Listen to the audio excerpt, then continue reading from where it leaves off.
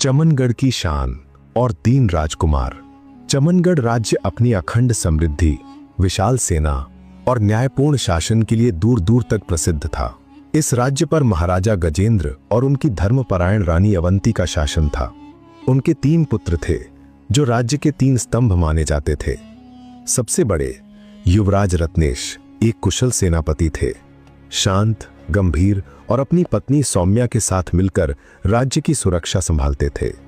दूसरे पुत्र सीमांत एक चतुर राजनीतिज्ञ थे और राज्य के राज्यपाल के रूप में अपनी पत्नी देवसी के साथ न्याय व्यवस्था देखते थे। और फिर थे सबसे छोटे युवराज धीरेंद्र। धीरेंद्र अपने भाइयों से बिल्कुल विपरीत थे। वह लाड़ प्यार में पले, जिद्दी और बेहद उत्साही स्वभाव के थे। वो अक्सर शिकार और नए रोमांच की खोज में रहते थे। महल की रौनक इन्हीं तीनों भाइयों के इर्द गिर्द घूमती थी। कन्नूर के भव्य राजमहल में हर उत्सव बड़े धूमधाम से मनाया जाता था, लेकिन युवराज रत्नेश और सीमांत अक्सर धीरेंद्र को उसकी जिद्दी हरकतों के लिए टोकते रहते थे, जिससे पारिवारिक तनाव की एक सूक्ष्म पृष्ठभूमि बनी रहती थी। नववर्ष के आगमन पर कन्नूर के राजमहल में भव्यतम उत्सव का आयोजन किया गया। नृत्य, संगीत और महाभोज का दौर चल रहा था। इस उत्सव को और खास बनाने के लिए रानी अवंती ने एक अत्यंत दुर्लभ उपहार की घोषणा की, जो यमन के राजा द्वारा भेजा गया था। पानी की तरह चमकते मोतियों का एक हार।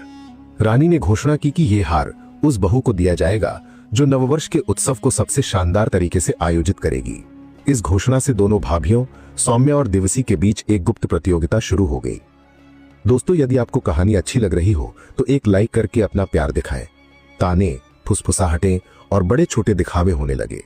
धीरेंद्र इन सभी बातों को दूर से देख रहा था। उसे ये दिखावे और ईर्ष्या का माहौल बिल्कुल पसंद नहीं आया। उसे लगा कि इतनी सुंदर वस्तु को केवल घमंड के लिए इस्तेमाल किया जा रहा है। उसके मन में हार की सुंदरता से अधिक उसकी उत्पत्ति को लेकर जिज्ञासा जाग उठी। यह हार कहां से आया होगा और क्या इससे भी सुंदर कोई चीज दुनिया में हो सकती है? अगले दिन दरबार में उत्सव के विभिन्न पहलुओं, खाने की गुणवत्ता, महल की सजावट और अतिथियों के सम्मान का मूल्यांकन किया गया। दोनों भाभियों के समर्थक अपनी अपनी बहू को सर्वश्रेष्ठ साबित करने में लगे थे। धीरेंद्र ने इन सभी तर्कों को सुना और फिर तीखी टिप्पणियां की। उत्सव का मजा तब है जब वो दिल से हो, न कि प्रतिद्वंदिता से। उसने दोनों भाभियों की कमियां भी उजागर की। स्थिति इतनी तनावपूर्ण हो गई कि रानी अवंती को हस्तक्षेप करना पड़ा। उन्होंने हार को बांटने के बजाय दोनों बहुओं को सोने के समान मूल्य के हार देकर मामला टाल दिया। लेकिन धीरेंद्र की जिद शांत नहीं हुई। उसने भरे दरबार में घोषणा की, यह हार भले ही दुर्लभ हो, पर संसार की सबसे सुंदर स्त्री के गले में सजने लायक नहीं है। मैंने सुना है कि कस्तूरी इस दुनिया की सबसे सुंदर स्त्री है और मैं उसे ढूंढ कर ही लौटूंगा। वही इस हार की असली हकदार है। उसके इस नासमझी भरे निर्णय ने सबको हैरान कर दिया। धीरेंद्र की इस जिद्दी वचन से पूरे परिवार में भारी विरोध हुआ। युवराज रत्नेश ने उसे फटकारा, तुम्हारी इस बचकानी जिद से राज्य की बदनामी होगी। सीमांत ने उसे अव्यावहारिक कहकर मजाक उड़ाया। रानी अवंती और राजा गजेंद्र भी दुखी थे, लेकिन धीरेंद्र अपनी जिद पर अटल था। उसने अपना निर्णय सुनाया, मैं किसी भी हाल में संसार की सबसे सुंदर स्त्री को ढूंढ कर लाऊंगा। ये मेरे सम्मान और मेरे दिल की बात है। उसने अपना साधारण यात्रा का सामान बांधा और बिना किसी अंगरक्षक को लिए अपने पास केवल सोने मोहरों से भरा एक थैला लिया। परिवार के विरोध और भाइयों की फटकार के बावजूद उसने कन्नूर के राजमहल को छोड़ने का निर्णय लिया और अकेले सफर पर निकल पड़ा। उसका दृढ़ निश्चय था कि वो उस स्त्री को ढूंढ कर ही लौटेगा। धीरेंद्र की यात्रा कई दिनों तक चली और वो एक घने अंधेरे जंगल में भटक गया। थका हारा और प्यासा वो लगभग हिम्मत हार चुका था। तभी उसकी नजर जंगल के बीचों बीच बने एक छोटे जादुई आश्रम पर पड़ी। यह आश्रम गजनाथ ऋषि का था। साधु गजनाथ ऋषि एक तेजस्वी और ज्ञानी व्यक्ति थे। उनके आश्रम में धीरेंद्र का स्वागत सिम्हानंद नामक एक शांत स्वभाव के सेवक ने किया, जो वास्तव में सिंह के रूप में आश्रम की सेवा करता था। साधु ने धीरेंद्र का गर्म जोशी से स्वागत किया। धीरेंद्र ने अपनी यात्रा का उद्देश्य बताया। साधु ने मुस्कुराकर कहा, राजकुमार, वीरता केवल तलवार में नहीं होती, बल्कि आत्मनिरीक्षण में भी होती है। तुम जिसकी तलाश में हो वो तुम्हारी कल्पना से कहीं अधिक कठिन है। धीरेंद्र को आश्रम में वो शांति और विवेक मिला जो उसे कन्नौर के राजमहल में कभी नहीं मिला था। रात में गजनाथ ऋषि धीरेंद्र को उस स्त्री की वास्तविक दुखद कथा सुनाते हैं। साधु ने बताया कि कस्तूरी कोई साधारण महिला नहीं थी। एक समय में एक सपेरा और काला जादूगर जिसका नाम संपत नागर था, उसने कस्तूरी को पाने का सपना देखा था। जब कस्तूरी ने उसके प्रस्ताव को अपमान के साथ ठुकराया तो संपत नागर ने क्रोध में आकर उस पर भयानक जादू कर दिया। संपत नागर ने कस्तूरी को 3 हिस्सों में बांट दिया और उन्हें एक रहस्यमय जादुई बाग में छिपा दिया। वो जादुई बाग एक शाप से घिरा था। गजनाथ ऋषि ने धीरेंद्र को कस्तूरी को मुक्त करने की शर्तें बताई। तुम्हें उस बाग में जाना होगा, बिना पीछे मुड़े तीनों हिस्सों को तोड़ना होगा और उसे अमृत जल से जीवन देना होगा। धीरेंद्र इस प्रेम कहानी की त्रासदी सुनकर हिल गया। उसका जिद्दी संकल्प अब निर्विवाद दृढ़ता में बदल गया। वो किसी भी कीमत पर कस्तूरी को मुक्त कराएगा। अगली सुबह विदाई का समय था। गजनाथ ऋषि ने धीरेंद्र की अटूट ईमानदारी और साहस को देखकर उसे अपना आशीर्वाद दिया। उन्होंने सिंहानंद के शरीर से 2 चमकीले बाल निकाले और उन्हें एक ताबीज में बांधकर धीरेंद्र को दिया। ये ताबीज तुम्हें हर बड़ी मुसीबत से बचाएंगे, साधु ने समझाया। उन्होंने धीरेंद्र को पूर्व दिशा का मार्गदर्शन दिया जहां रहस्यमयी उद्यान छिपा था। साथ ही उन्होंने एक गंभीर चेतावनी दी, जादुई बाग में एक बार घुसने के बाद कभी पीछे मुड़कर मत देखना। मुड़ने का मतलब होगा सब कुछ खो देना। उन्होंने बताया कि अगर कोई बड़ी बाधा आए तो वो बालों को हाथ से ऊपर उठाए और सिंहानंद उसकी मदद करेगा। विदाई का ये क्षण भावनात्मक था। एक जिद्दी राजकुमार का दायित्ववान नायक में बदलने का ये पहला कदम था। साधु के मार्गदर्शन के अनुसार धीरेंद्र की यात्रा शुरू हुई। उसे एक विशाल तपते रेगिस्तान से गुजरना पड़ा। ये यात्रा 1 महीने तक चली और ये केवल शारीरिक नहीं बल्कि मनोवैज्ञानिक जांच भी थी। भयानक रेत के तूफानों ने उसे कमजोर कर दिया और भूख प्यास ने उसे तोड़ना चाहा। रास्ते में उसे छोटे छोटे इंसानी परिकथ्य मिले जहां उसे लालच, स्वार्थ और धोखे का सामना करना पड़ा। लेकिन धीरेंद्र ने हर परीक्षा को अपनी वीरता और सहनशीलता से पार किया।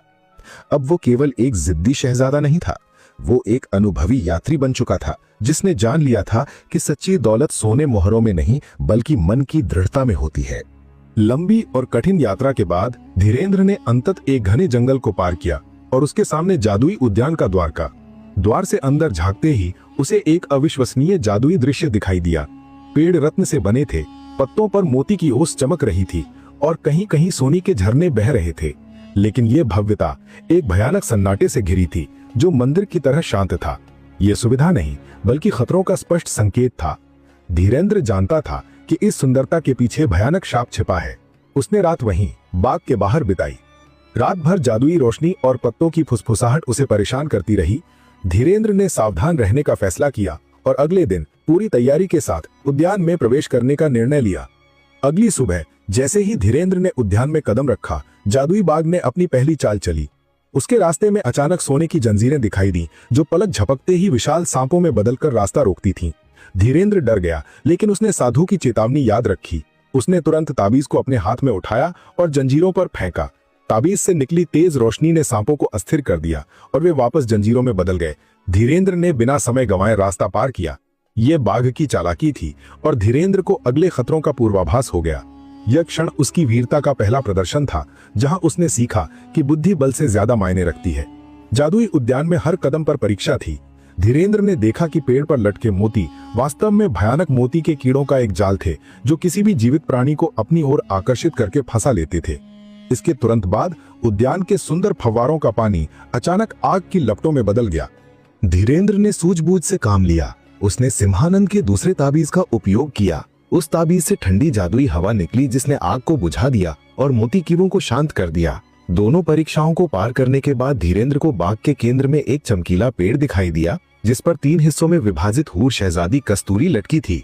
हूर के पेड़ का पहला दर्दनाक दृश्य। धीरेंद्र ने अब अपनी जिद की ताकत को अपने साहस में बदला। वह तेजी से पेड़ की ओर भागा और बिना एक पल रुके उसने तीनों हूरों को तोड़ लिया। उसके ऐसा करते ही पूरा जादुई बाग भयानक क्रोध में आ गया। बाग के रक्षक जादुई लताएं, छायाएं और पेड़ों की शत्रु आवाजें उसे पकड़ने के लिए पीछा करने लगी। पीछे मुड़कर मत देखना, साधु के शब्द उसके कानों में गूंज रहे थे। तुमने बाग को अपवित्र किया है, यहीं रुक जाओ। पीछे से जादुई चीखें आ रही थीं। धीरेंद्र ने अपनी आंखें बंद कर लीं और केवल आगे की ओर भागा। उसका मन भय और सफलता के संवेग से भरा था। बिना पीछे मुड़े जान हथेली पर रखकर वह आखिरकार बाग की सीमा से बाहर निकला। उसका शरीर थका हुआ था लेकिन सफलता का रोमांच उसके चेहरे पर था। बाग से बाहर आते ही धीरेंद्र ने देखा कि तीनों हूरें मिलकर एक छोटी सुनहरी चिड़िया में बदल गई थीं। वह चिड़िया ताल के किनारे जमीन पर गिर गई और बेहद कमजोर थी। धीरेंद्र ने समझा मुक्ति की अंतिम शर्त थी अमृत जल। धीरेंद्र ने तुरंत ताल से पानी लिया और चिड़िया को दिया। पानी पीते ही चिड़िया के शरीर से तेज दिव्य रोशनी निकली और वह हूरों की शहजादी कस्तूरी के रूप में बदल गई। कस्तूरी की सुंदरता अकल्पनीय थी, लेकिन उसकी आंखों में गहरा आभार था। कस्तूरी ने भावुक आवाज में कहा, शहजादे, आपने मेरी वर्षों की पीड़ा को दूर किया। आपकी निस्वार्थ वीरता ही मेरा अमृत थी। दोनों का ये भावनात्मक मिलन था और यहीं से उनकी सच्ची प्रेम कहानी शुरू हुई। कस्तूरी और धीरेंद्र कन्नूर के महल की ओर खुशी खुशी यात्रा कर रहे थे। रास्ते में एक गांव के पास उनकी मुलाकात एक कुम्हारन से हुई जिसका नाम नैन प्यारी था। नैन प्यारी अत्यंत ईर्ष्यालु और लालची थी, लेकिन उसका चेहरा सुंदर था। नैन प्यारी ने कस्तूरी की कहानी सुनी और राजकुमार की दुल्हन बनने का लालच उसके मन में आ गया। चालाकी से उसने कस्तूरी को ताल के किनारे जाने को कहा। जैसे ही कस्तूरी ताल के पास पहुंची, नैन प्यारी ने उसे धोखा दिया और जोर से धक्का देकर पानी में गिरा दिया। पानी के जादू से कस्तूरी फिर से छोटी चिड़िया बनकर उड़ गई। नैन प्यारी ने तुरंत अपने काले जादू का इस्तेमाल किया और कस्तूरी का हुलिया धारण कर लिया। धीरेंद्र, जिसने ये सब नहीं देखा, पूरी तरह से धोखे में आ गया। उसकी खुशी बड़े संकट में बदल चुकी थी। नैन प्यारी, जो अब कस्तूरी बनी थी, ने धीरेंद्र को बताया कि ताल में दुष्ट शक्तियों ने उस पर हमला किया था और वो डर के कारण अजीब व्यवहार कर रही है। धीरेंद्र अपनी वीरता के नशे में उस पर आसानी से विश्वास कर बैठा। वो तुरंत नैन प्यारी को लेकर सीधे कन्नूर के राजमहल नहीं गया। वो अपनी जिद और जीत को एक बार में परिवार के सामने रखना चाहता था। उसने नैन प्यारी को महल से कुछ दूरी पर स्थित शिकार महल में छुपा दिया। उसकी योजना थी कि पहले वो परिवार को जीत की खबर देगा, फिर उसे असली दुल्हन के रूप में पेश करेगा। लेकिन उसके भीतर सवाल और नैतिक उलझनें थीं। ये स्त्री वैसी क्यों नहीं लग रही जैसी ताल के किनारे थी? इस तरह कन्नूर के राजमहल में सत्य और झूठ के बीच तनाव पैदा हो गया। धीरेंद्र जब कन्नूर के राजमहल लौटा तो परिवार की खुशी का ठिकाना नहीं रहा। महाराजा गजेंद्र और रानी अवंती ने उसे गले लगाया। दोनों भाभी सौम्या और दिवैसी भी खुश थीं कि उनका देवर सही सलामत लौट आया। राजमहल में तुरंत उत्सव की तैयारी शुरू हो गई। चूंकि दुल्हन को बाहर से लाया गया था, इसलिए पर्दे वाली पुरानी रस्में शुरू हुईं। पंडितों ने शादी की कठिन शर्तें बताईं, जिनमें दुल्हन का चरित्र और कला का प्रदर्शन शामिल था। धीरेंद्र का मन अब बेचैन था। उसे बार बार याद आता था कि असली कस्तूरी कहाँ है और वो झूठी कस्तूरी कहीं कोई बड़ा संकट न खड़ा कर दे। हर रस्म के दौरान धीरेंद्र डर और सच्चाई के भय के बीच फंसा रहा। शादी से पहले मेहंदी की रस्म चल रही थी और नैन प्यारी कस्तूरी के वेश में पर्दे के पीछे बैठी थी। तभी रसोई में एक छोटी चिड़िया उड़कर आई। ये असली कस्तूरी थी। उसने धीरे धीरे रसोई के कर्मचारियों पर जादुई नींद का एक मंत्र डाला और वे सब सो गए। जब धीरेंद्र किसी काम से रसोई में आया तो उसने चिड़िया को देखा। चिड़िया ने कमजोर आवाज में पानी मांगा। धीरेंद्र ने पानी दिया और पानी पीते ही चिड़िया के शरीर से तेज रोशनी निकली और वो असली शहजादी कस्तूरी बनकर प्रकट हो गई। कस्तूरी की वापसी से धीरेंद्र को असीम राहत मिली, लेकिन नयन प्यारी के धोखे पर भयंकर गुस्सा आया। कस्तूरी ने बताया कि नयन प्यारी ने काले जादू से उसका रूप लिया था। धीरेंद्र तुरंत नयन प्यारी के पास गया, जो अभी भी शिकार महल में थी। उसने बिना कुछ कहे उसे पकड़ लिया और सख्त पूछताछ के बाद उसे तहखाने में बंद कर दिया। इस घटना के बाद कन्नूर के राजमहल में सच उभरा। नयन प्यारी की अतिशय पाप प्रवृत्ति और लालच को सबने देखा। महाराजा गजेंद्र ने धीरेंद्र की सूझबूझ की प्रशंसा की। कस्तूरी और धीरेंद्र का यह भावनात्मक मेल अब और भी गहरा हो गया, क्योंकि उनके रिश्ते ने सबसे बड़ी परीक्षा को पार कर लिया था। रानी अवंती ने असली और झूठी दुल्हन के भेद को मिटाने के लिए पहले तय की गई 3 प्रतियोगिताओं को जारी रखने का निर्णय लिया। कस्तूरी ने सादगी और शुद्धता पर आधारित मिठाई बनाई, जबकि सौम्या और दिप्सी ने जटिल मिठाई बनाई। कस्तूरी की मिठाई स्वाद थी और सरलता के कारण वो जीती। कढ़ाई प्रतियोगिता। कस्तूरी की कढ़ाई में अद्वितीय कलात्मकता और प्राकृतिक सुंदरता थी। पोशाक रचना। कस्तूरी ने एक ऐसा परिधान तैयार किया जो चमनगढ़ की संस्कृति और परियों के लोक की रचनात्मकता का मिश्रण था।